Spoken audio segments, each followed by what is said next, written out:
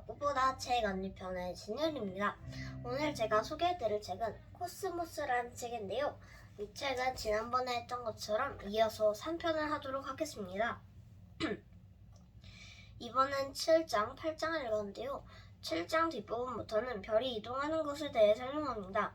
7장에서는 옛날 원시인이 별을 보면서 쓴 가상일기가 나오는데 큰 가죽 구멍에서 불이 있는 거라 생각했다고 하는 게 제일 웃겼습니다. 어떻게 그런 생각을 했을까 궁금하네요. 그리고 여기서 별이 움직이면 별자리의 모양도 바뀐다고 얘기하는데요. 엄청 나중에는 사자자리가 새롭게 바뀌지 않을까요? 그 다음은 여러 과학자들의 천문학에 관한 주장이 나오는데 대부분 여러 근거와 상상을 합친 거나 그냥 근거로 나누어집니다. 371쪽에는 유명하거나 천문학자들, 그러니까 기원전 600년 전부터 기원전 300년 전까지 사이에 과학자가 나오는데요. 탈렉스, 아나시만드로스, 피타고라스, 아낙사고라스, 엠베소클레스, 히포크라테스, 그리고 데모크리토스, 그리고 플라톤, 아리스토텔레스, 유클리드가 있는데 이 이후로는 과학자의 수가 급격히 줄어든다고 하네요. 8장은 대부분 시간과 우주의 거리에 대해 이야기하는데 저는 개인적으로 이 부분이 참 좋았습니다. 이 부분에서는 제가 우주에 관한 거리와 시간에 대해서 머릿속에 고정할 수 있는 시간이라 참 재밌었던 것 같은데요. 이걸 하기 위해서는 조금의 연산이 필요합니다. 우리와 우주에 있는 비교대상과의 거리를 일단 알아보고 주위에 있는 우주 비교대상과 견줄 정도의 주위에 있는 물건 아니면은 에라토스테네스처럼 지구 크기를 먼저 머리에 구상해 놔둬줍니다. 이렇게 비교 물품을 잡고 분수로 계산을 해본 뒤 머릿속에 집어넣은데요. 제 말이 이해가 안 된다면 나중에 더 해보다가 하는 날이 있을 겁니다. 그리고 9장에는 원소, 별들이 어떻게 죽는지 나오는데요.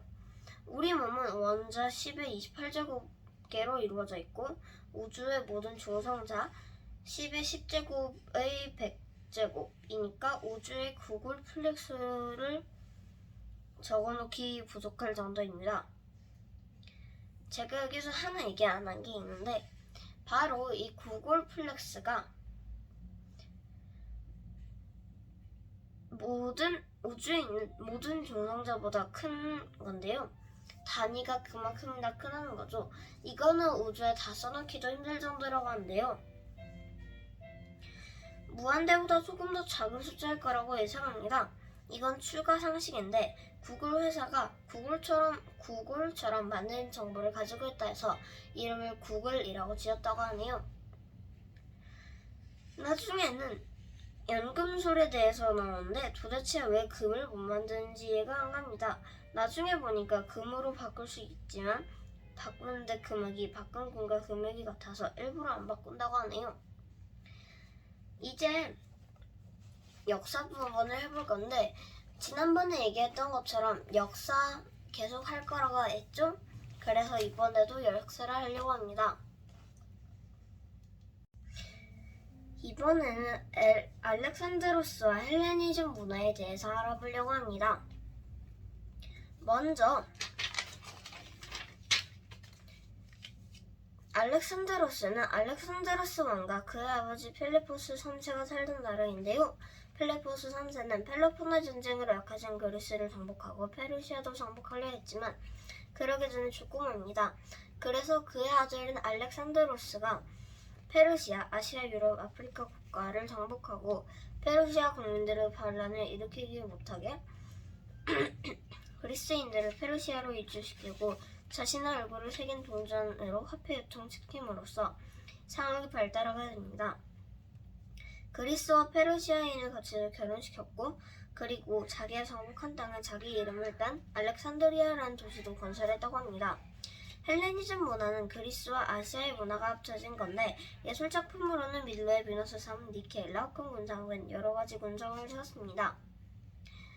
인도에서는 조각상을 만들지 않았지만 종교가 생기면서 헬레니즘 문화의 영향을 받아 조각상을 만들게 되었고 우리는 이걸 간다라 문화라고 합니다.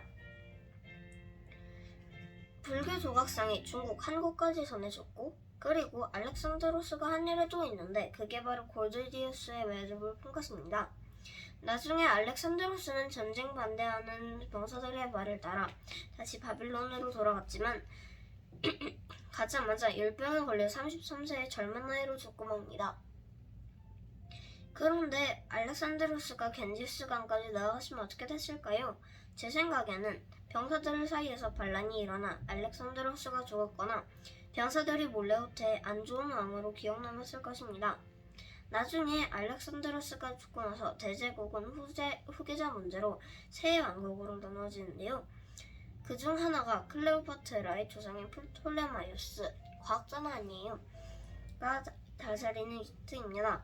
게다가 인근을 중요시해서 과학, 기하학, 면산이 발달했는데 유클리드, 아르키메데스가 유명하다고 볼 수 있습니다. 유클리드는 기하학을 만든 사람이고 아르키메데스는 물에서 왕과도 부피를 구한 후 유레카라고 하는 사람입니다. 그 다음은 로마인데요. 아직 반절밖에 못했지만 더 얘기해 드리도록 하겠습니다. 로마는 강에 쏘내려온 아이를 늑대가 키우고 그 아이들은 로물루스와 레무스인데요. 이 두 사람이 지은 나라가 바로 로마입니다. 그때 당시에는 발전한 나라였는데요. 로마엔 공화정이라는 정치 방법이 있었는데 우리나라가 아직 고조선인 걸 보면 공화정 정치는 엄청나게 대단한 것이었습니다. 공화정 정치는 왕이 없는 나라의 정치 방법으로 민회를 여는 정치인데요. 여기에는 3개의 권력자가 있는데 독재 방지를 위한 2명의 집정관, 임기는 11년, 그리고 법을 정하는 원론, 귀족이면 종신제인데요. 엄청나게 많다고 하네요. 그걸 보는 시민대표 호민관이 있습니다. 로마는 적나라인 카르타고와 포에니 전쟁을 펼치는데 3번으로 나눌 수 있습니다. 로마를 차지하려는 카르타고는 돈, 식민지가 더 많고 잘 나가기를 위해서 로마를 차지하려 했다고 하는데요. 로마 아래 왼쪽 시칠리아 섬에서 사람들을 도와달라고 하자 도와주는 척 하다가 땅 먹을 수 있게 두 나라가 다 출동합니다. 이때 두 나라가 서로 마주쳐서 바다 위에서 전쟁을 펼쳤는데요. 여기에서는 로마가 더 유리한 배를 가지고 있었기 때문에 1차에서는 로마가 승리했습니다. 2차에선 한니발 장군이 등장하는데 로마 뒤로 공격하자 스키피오 로마의 장군이 한니발 장군 없는 본국 카르타고로 가서 카르타고를 칩니다. 그래서 이번에도 로마가 이기게 되는데요. 3차에는 카르타고 사람들이 성 안에서 저항하다 노예로 붙잡히고 카르타고를 못쓰게 소금을 뿌립니다. 이때 소금을 땅에다가 뿌리면 거기엔 농작물을 지을 수 없다고 하네요. 이로 인해 로마는 지중해를 다 차지하고 부유한 강대국이 됩니다. 로마가 번영했다는 증거는 공중목욕탕과 상하시도 시설이 있었고 아치형 다리, 콜로세움, 여기에서 콜로세움은 건투사나 짐승이 노예와 싸우는 원형 건물인데 살짝 비인간적이라고 볼 수 있습니다. 그리고 포장도로와 진실의 트래비 분수가 증거인데요. 포장도로가 있어야지 상업이 발달하고 분수도 만들기 어려운데 만들었다는 게 증거이고, 그리고 진실의 처럼 아름다운 것을 별 하수구 뚜껑으로 쓰는 게 그렇습니다. 원래는 이 진실의 입이 손을 입에다가 넣고 거짓말을 하면 손이 잘린다는 무서운 이야기가 있습니다. 나중에 500년 동안이나 이어진 공화정이 로마가 부유하기 시작한 뒤로 귀족과 평면의 빈부격차가 심해지니 몰락하기 시작하는데요. 이때 대농장을 하는 귀족들과 소농장을 해서 먹고 사는 평민은 차이가 클 수밖에 없습니다.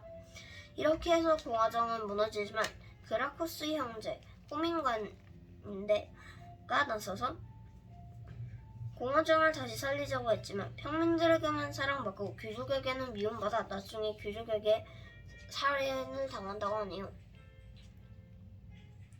그래서 호민관과 집정관, 원로연회는 관계지고 황제가 세워집니다. 여기에서 역사 이야기는 끝인데요. 다음번에도 더 재밌는 이야기로 만나도록 하겠습니다. 들어주셔서 감사합니다.